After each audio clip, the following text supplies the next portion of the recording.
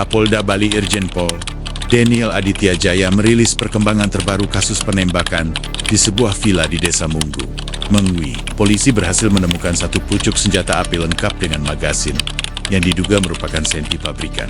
Namun, penemuan ini masih memerlukan uji balistik oleh Puslap 4 Mabes Polri untuk konfirmasi lebih lanjut.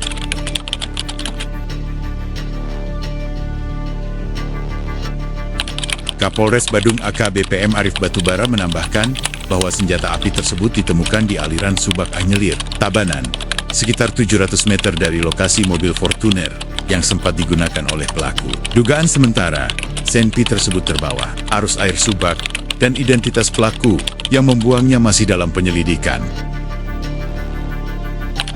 Kasus penembakan ini terjadi pada Sabtu 14 Juni, menimpa dua warga negara Australia, Zivan Ratmanovich dan Sanar Ghanim. Akibat insiden tersebut, Zivan meninggal dunia dan Sanar sempat kritis. Tim gabungan dari Bareskrim Polri, Polda Bali, Polres Badung, Hubinter, dan Interpol berhasil menangkap 3 tersangka, yaitu Darcy Francesco Jensen Koskon Mevlet dan Tupo Pasa I Midolmore pada Selasa 17 Juni.